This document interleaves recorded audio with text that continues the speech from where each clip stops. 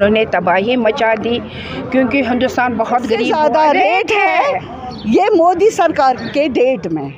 आदाब नाज़रीन, आप देख रहे हैं ऑनलाइन न्यूज़ हंट में आपका मेज़बान शाहिद खान। आज की अगर हम बात करें जो कि सुबह यहाँ पे कांग्रेस के ऑफिस में प्रोटेस्ट हुआ था, बात की है यहाँ के सिविल जो है सिविल के साथ भी हमने बातचीत की। देखते हैं वो इस बारे में क्या कहते हैं। जनाब गुलाम अहमद मीर साहब, इंडियन नेशनल कांग्रेस, किसान विरोधी नरेंद्र मोदी, नौजवान विरोधी नरेंद्र मोदी, किसान विरोधी नरेंद्र मोदी, नौजवान विरोधी नरेंद्र मोदी।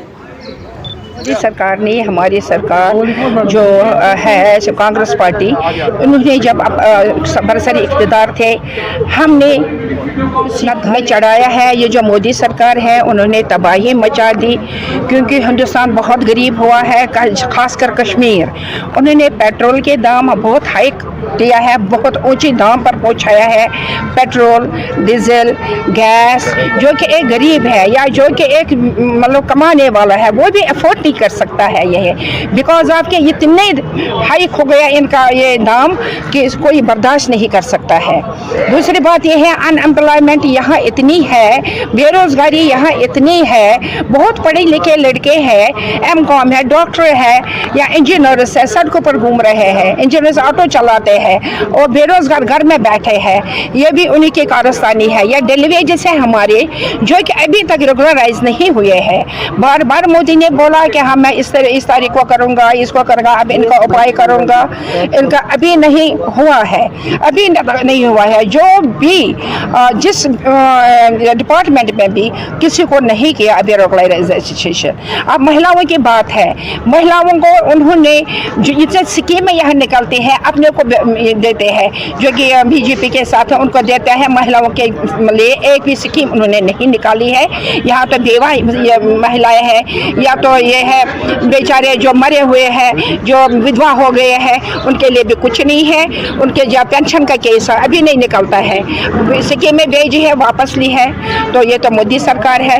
मोदी सरकार क्या करेंगे, इसको आइंदा क्या करना है, आगे क्या करना है, तो लोग भी देखते हैं। या कर इसी पर हम आप एहतजाज करने निकले सारे कांग्रेस एज वेल एज महिला जो भी है हमारे कांग्रेस के हैं वो निकले आज प्रोटेस्ट करने हैं अगेंस्ट मोदी।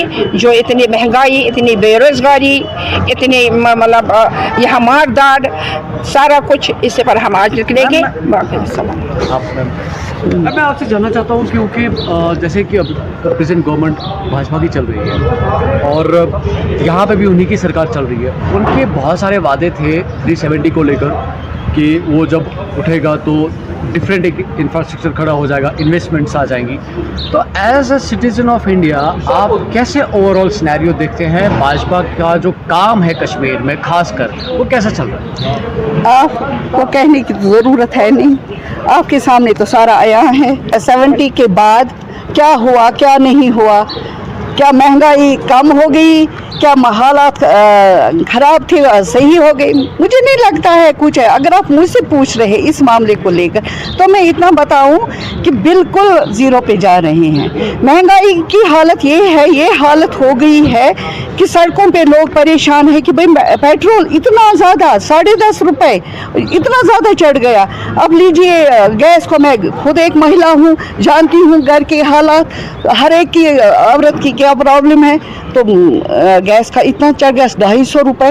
मुझे तो अफसोस हो रहा है इसका कि गवर्नमेंट ने, अगर हमसे छोड़े आप कश्मीर की बात नहीं करें, तो पूरे मुल्क का मामला है। ये तो पूरे मुल्क में ये हो रहा है कि इतनी ज़्यादा महंगाई कहाँ से लाएंगे लोग? मैं इतना तो आमदनी नहीं होती है, खर्चा जितना निकल जाता है, कभी गैस पे तो कभी पेट्रोल पे।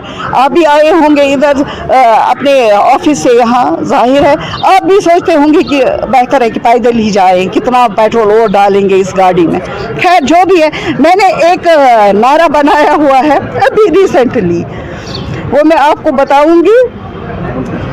मैंने अभी मेरी फ्रेंड ने उठाया कि गैस की ये सिलेंडर उठाया तो वो बोल रही थी, वो सामने थी, मैंने उसको देखकर ये याद किया कि वेट से ज़्यादा रेट है, वेट से ज़्यादा रेट है ये मोदी सरकार के डेट में।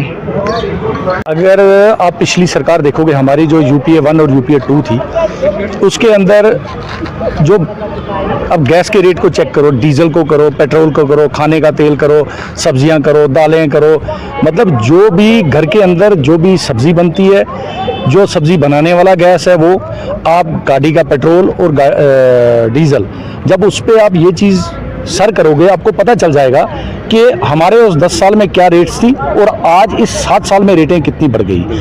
और ये किनको फ़ायदा देना चाहते हैं, ये उनको मालूम है, ये लोगों को भी मालूम है कि ये किन उद्योगपतियों को इसका बेनिफिट देना चाहते हैं। हमें अफसोस से ये कहना पड़ता है कि अभी के जो इलेक्शन चल रहे थे 3 स्टेट्स में, आप लोगों ने जो डीजल पेट्रोल के और उसके दाम जो हैं वो 1 रुपया चाहे 1.5 रुपया वो कम कर दिया। और कौन सी आफत आ गई कि एक साइड आप चीफ मिनिस्टर साहिबान जितने भी थे उनने ओथ ली और उसके बाद आपके रेट जो है आपने बढ़ा दिए। तो आप ये बेनिफिट किसको देना चाहते हो? क्या लोगों को किस ढंग से आप बेवकूफ़ बनाना चाहते हो? जो लोग 1 महीना पहले बोलते थे कि हमारे जो गैस पेट्रोल के दाम जो है, सब्जियों के दाम जो है वो कम हुए, और एकदम 1 महीने के अंदर अंदर उन दाम को बढ़ाया गया। तो कांग्रेस पार्टी जो है, इसने पार्लियामेंट से लेकर पूरे जितने भी हमारे हेडक्वार्टर्स हैं, चाहे वो जम्मू कश्मीर का हो, चाहे वो कन्याकुमारी तक हो, हर पीसीसी हेडक्वार्टर पे जो है वो प्रोटेस्ट, महंगाई प्रोटेस्ट जो हमने रखे थे, और उसी को मद्देनजर रख के आज जम्मू में हमारे जो पीसीसी प्रेसिडेंट है GM मीर साहब, वो वहाँ पे उस प्रोटेस्ट को लीड कर रहे हैं और यहाँ पे हम लोग कर रहे थे। और हम चाहते थे कि हम बाहर सड़क पे जाके लोगों को ये पता चले कि नहीं, कांग्रेस जो है महंगाई के खिलाफ लड़ रही है, या जो जो इश्यूज जम्मू कश्मीर के अंदर रहे वो उन इश्यूज को लेके हमने कोशिश की बाहर जाने की। लेकिन इन 7 सालों में, खासकर मैं बात करूंगा 19 के बाद, हम लोगों को इस दरवाजे से बाहर नहीं निकलने दिया। हमने कल भी जो immediate magistrate and deputy commissioner साहब, उनको मेल किया था, उनसे परमिशन मांगी थी, लेकिन हमें परमिशन जो नहीं दी गई। हमने गेट से बाहर निकलने की कोशिश अभी की, लेकिन हमें जो यहाँ पे पुलिस रक्षा कर्मचारी हैं, SHO साहब हैं, उन्होंने हमें बाहर नहीं जाने दिया, गेट बंद रख दिया और आगे बैंकर लगा दिया। एक पॉलिटिक्स शुरू से कहते आए कि भाई ये सरकार जो है ये 1 मैन रूल है, 1 मैन आर्मी है, ठीक है, और तानाशाही सरकार है। ये आपने देखा हमारे दिल्ली के, जब भी कभी आप AICC प्रेस कॉन्फ्रेंस सुनते होंगे तो हमने हमेशा कोशिश की, लेकिन बदकिस्मती ये है कि जब नेशन वाइज हम प्रोटेस्ट करने जाते हैं तो वहाँ की जो लोकल सरकारें हैं वो प्रोटेस्ट करने की इजाज़त जो है वो कोशिश करते हैं कि हम इनको दें, हम निकलते हैं वहाँ पे, लेकिन जम्मू कश्मीर के अंदर पिछले 7 साल में हम लोगों को बिल्कुल बाहर निकलने की इजाज़त नहीं दी गई, चाहे वो कोई भी पॉलिटिकल पार्टी हो। फ्यूचर के कैसे देखते हैं आप? देखिए, एक दौर होता है, ठीक है, यहाँ बड़े बड़े दौर आए, बड़े बड़े चले गए। आने वाला कल जो होगा वो आवाम के लिए भी ठीक होगा, इस मुल्क के लिए भी ठीक होगा। हम चाहते हैं कि मुल्क की जो सालमियत है ये बची रहे, यहाँ की आवाम जो है, ये जो अभी का जो दौर चल रहा है जिसमें महंगाई भत्ते की मार पड़ रही है, ये ठीक हो। इनको अल्लाह वाहिगुरु भगवान सद्बुद्धि दे कि ये इनको समझ आ जाए कि गरीब का चूल्हा जो है वो जलता रहे, उसको ये महंगाई की मार ना पड़े। सर, आखिर लोगों पे निर्भर है। मैं ये कहूँगा कि अभी हम कांग्रेस ने हमेशा जात पात की जो राजनीति है वो कभी नहीं की। उन्होंने मुसलमान, सिख, हिंदू, क्रिश्चियन, बौद्ध सबको साथ लेके चले, और उसका मैसेज यही था कि कांग्रेस ने कभी मुल्क का बंटवारा जो है वो कभी नहीं चाहा, मुल्क में अफरा तफरी का माहौल कभी नहीं चाहा, और अपनी जो हमारी पॉलिसीज थी वो ये थी, वो लोग प्रति पॉलिसीज थी, वो पार्टी प्रति पॉलिसीज नहीं थी। कभी कांग्रेस ने ये नहीं सोचा कि कांग्रेस को फायदा मिले, लोगों को नुकसान हो। लेकिन आज की जो सरकार है, कांग्रेस, देखो जहाँ तक कांग्रेस का ताल्लुक है, हमारे पास सबसे बड़ा हाउस जो है, मुल्की हाउस जो है, वो है पार्लियामेंट और राज्यसभा। हमारे दोनों राज्यसभा और पार्लियामेंट के अंदर आपने देखा जितने भी हमारे लाइक माइंडेड साथी थे जो UPA के साथ जुड़े हुए हैं, सब ने हाउस के अंदर यही तख्तियां दिखा के प्रोटेस्ट किया कि भाई टैक्सेस कम करो, महंगाई कम करो। और हम इससे बढ़ के कुछ नहीं कर सकते, क्योंकि हमारे पास यहाँ पे असेंबली होती तो हम असेंबली में करते, अपोजिशन में रह के। हम अपोजिशन में रह के ना असेंबली है ना यहाँ पे सरकार है, और हमारी कोशिश रहती है कि हम लोगों के बीच में जाके इस चीज़ को करें। अगर अभी मैं डिस्ट्रिक्ट पुलवामा में प्रोटेस्ट करना चाहूँ तो मुझे इजाज़त नहीं मिलेगी, अगर मैं इसको लेके कुपवारा में चाहूँ तो मुझे इजाज़त नहीं मिलेगी, अगर मैं इसको जाके बड़गांव में जाऊँ नहीं मिलेगी। तो हम चाहते हैं कि एक डेमोक्रेसी जो मुल्क की है इसका भी कत्ल न किया जाए।